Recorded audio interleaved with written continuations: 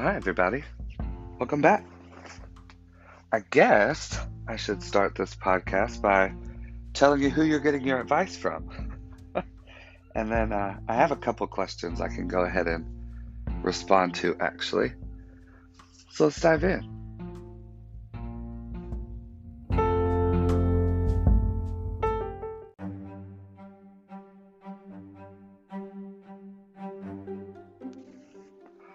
Well, before you just take a random person's advice off the internet, maybe you should get to know them a little bit more.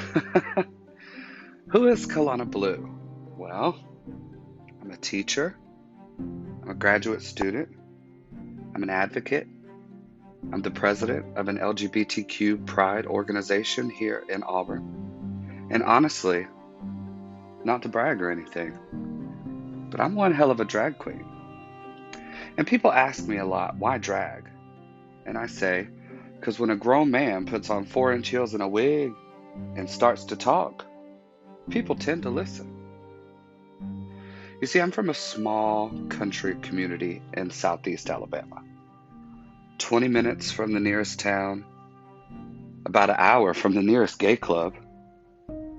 My grandfather was a preacher, my father a deacon, and my mother the church choir director. You could say Jesus was my entire life. Vacation Bible school, fifth Sunday night singing, 2-week summer tent revivals before we went back to school in August. If the church doors were open, I was there. You could say I was the perfect Christian boy. I grew up only knowing one way, and that way was Jesus. I didn't listen to music with cussing in it. I didn't watch any TV that was rated over PG. Hell, I couldn't even read Harry Potter until junior high school because of witchcraft. You know, witchcraft is of the devil. Funny story about witchcraft in another episode, actually. It wasn't until about high school, really, that my eyes began to open to the world. I began to grow up and realize that I wasn't the only guy who felt attraction for other guys. How my parents did not know, honestly, was beyond me, because in high school I did show choir, theater, all-state, all while traveling to different competitions and conferences. I was able to meet other queer youth. You know, at first I thought I was by myself. I thought I was the only one. I didn't think anyone else had the same feelings that I did. But at these competitions, I met my first boyfriend, who I ended up royally ghosting like an asshole out of my own selfish fears. But I began to see that I wasn't alone. I began to research, can I be gay and a Christian? Does Jesus love me if I'm gay? And I came to find out that the hate-filled theology that I had been taught growing up was all wrong. The Bible says nothing about homosexuality being a sin, and I had to do my own research to figure that out. I'll help you with that research in another episode, y'all. When I graduated high school, I didn't move away from home right away. I actually stayed home and went to a community college. And honestly, it's the best thing I probably ever did for myself. I had been so sheltered as a child that if I had moved away from home at the age of 18, I don't know if I would have lived this long, to be honest with you. While at a community college, I had a quote-unquote girlfriend, except Kayla wasn't really my girlfriend. It was all for show for my parents, honestly. She was my beard, I guess you could say. I would tell them I'm going to Kayla's house when in reality, I was going up the road to the gay bar, which, remember, was an hour away, to watch a drag show, and then go home with some other friends to their house and crash for the night. I was drinking. Who knows how many times I narrowly avoided going to jail for a DUI or a checkpoint, a roadblock, something like that. So kids, don't be stupid. Get a DD. I did this for a year before I decided that I didn't want to live a double life anymore. When you live a double life, it tears away at your soul. and I couldn't do it anymore. So I came out. Don't worry, episode 2 is my coming out story. After I came out, times were hard, and I'll elaborate more on that next episode, but I lived a whole year at home after coming out before I moved to Auburn. It wasn't an easy year. But when I moved to Auburn to continue my undergraduate, I did what every young adult does when they move away from home. I went wild. I went to the bars, I partied, I did drugs, I hooked up with random boys, no STD scares, thank God, but I had a hoe phase. Honestly, honey, almost everybody has a hoe phase. All I can tell you is be safe and be smart. Trust your instincts and follow your guts. If your stomach is telling you don't go to that person's house or don't let that person come over to your house, listen, because your gut's telling you something for a reason. I'll do a whole grinder meetup episode one day. As I'm going through talking, I'm thinking of all these episodes that I can make for you guys. But then I fell in love with my best friend, and the rest is history. He's shown me real love, real acceptance, patience, so much patience. This man has the patience of Job, y'all. And he helped me grow into the young professional that I am today. I have a career, I have a family, I don't have kids, but I have 3 wonderful dogs. I guess you could say I'm an establishing young professional. I want to be for the young queer youth of today what I needed when I was their age. An out, unapologetically proud, queer role model. I didn't have one of those when I was growing up. And thankfully at my job I have that luxury. My husband comes to my school all the time to help with my choir concerts, field trips, and other things like that. But I understand that not everybody has that luxury. So I'm going to use it to my advantage. And you might say, but why this podcast? If you can help the youth, why not do it at school? Well, you see, I have students ask me all the time, how did you know you were gay? Can you explain more about gender identity? I don't really get it. What are pronouns all about? What's they, them? Can you explain that to me more? And I feel like I can't have those conversations at school because my hands are tied. But here, I can help whoever with whatever advice they need. So, if you're queer, or if you're questioning, or if you're a parent of a queer youth and you need some advice, I am here to help you. We'll be right back after this short break.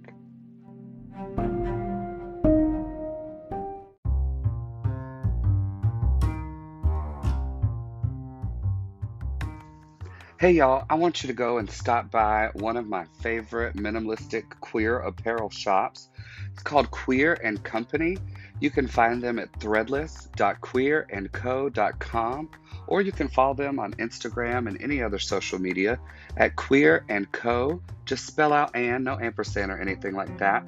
And also, if you go and buy something, tell them we sent you. You can get 15% off your purchase if you use the code Bleu Dreams. But remember, BLEU, not BLUE. Thanks, y'all.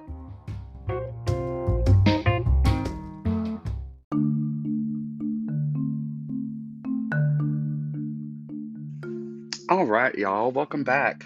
So I posted on Colana's Facebook, I said, what is a question that you wish you could have asked an older LGBTQ person when you were younger, struggling, and questioning your sexuality?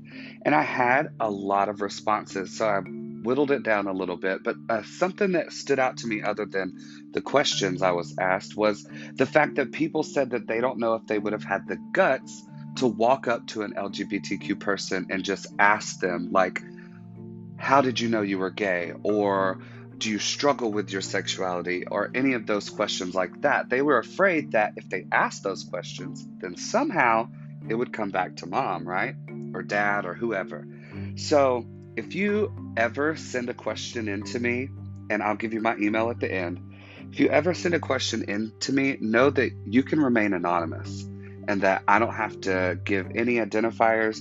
You can change names in there. You can change scenarios, just whatever you need to get your question answered, kind of, on the down low. I'll help you out, okay? Because I understand being in the closet and being afraid of your parents knowing, because it's a very real fear that if some parents find out, they'll be kicked out of their house. So I get it.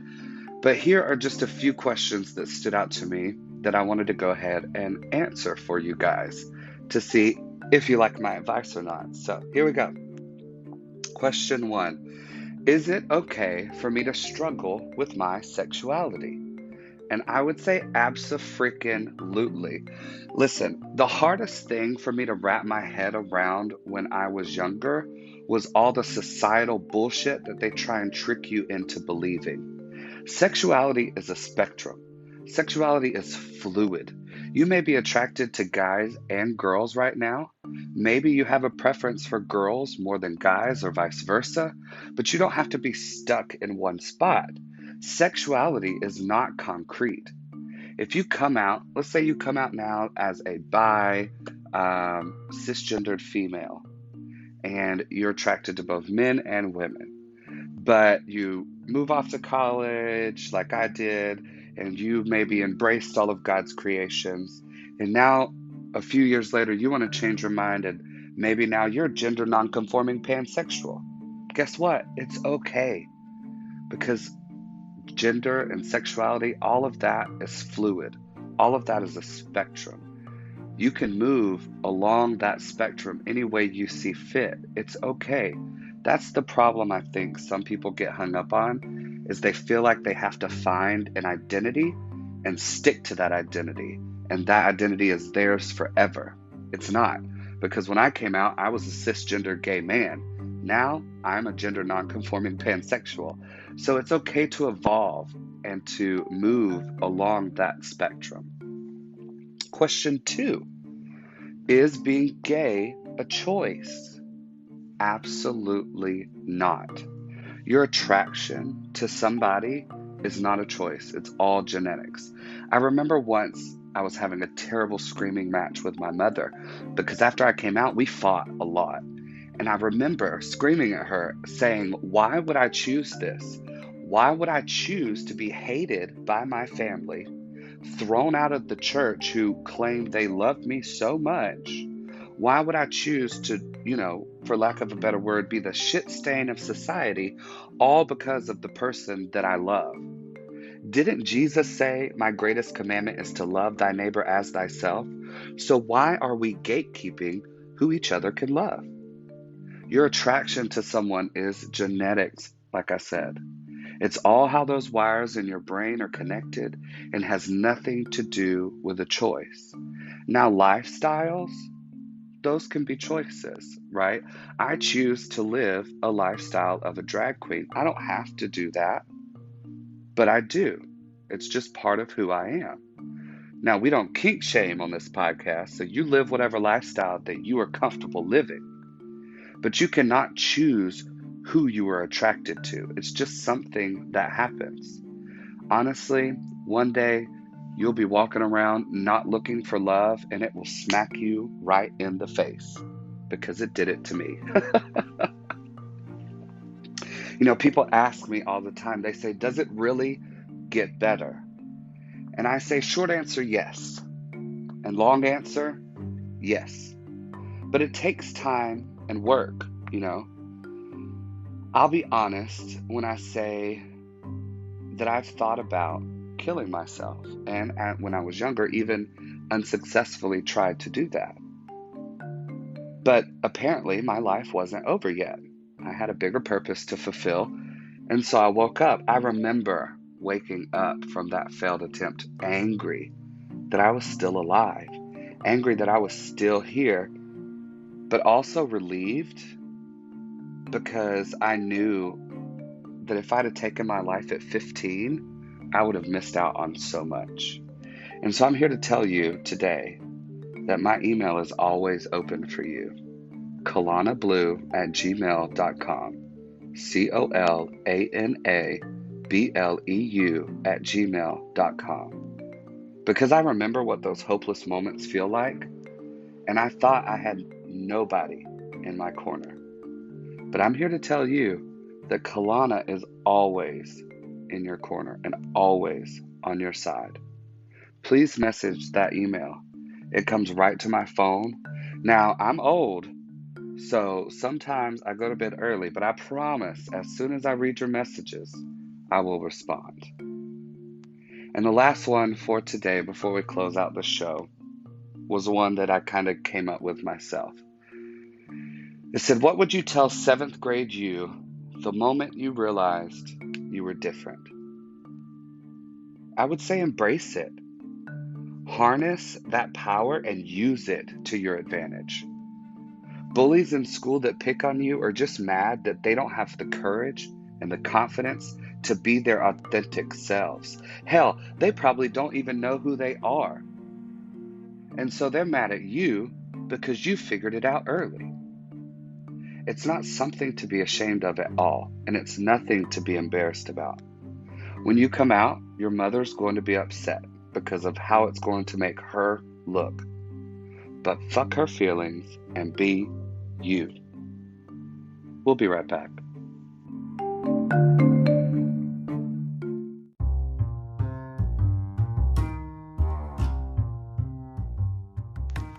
Hey y'all. Blue Dreams is also sponsored by Support Local Drag, a social media platform dedicated to empowering and supporting local drag artists, the ones that didn't make it on that one TV show. So be sure to follow at Support Local Drag on every social media platform. And if you have a local entertainer that you would like to spotlight, please direct message Support Local Drag their information so we can highlight those entertainers.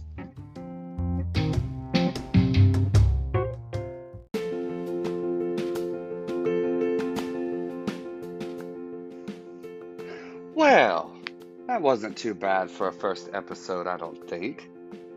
I hope I convinced you to subscribe and follow and stick around. I can promise the more that I do this, the more that I'll loosen up and have fun with it. I'll also quit using my AirPods and go buy myself a microphone like I'm supposed to. I just wanted to get this off the ground and see how it was going to work, and I think I'm going to like doing this. So I'll invest in some equipment, and you hit that follow button. And if you'll do me a favor and share this with a couple of your friends, I'd greatly appreciate it. Join me next time as I talk about my coming out story and how my parents responded to me being gay and married. Until then, I'll see y'all later.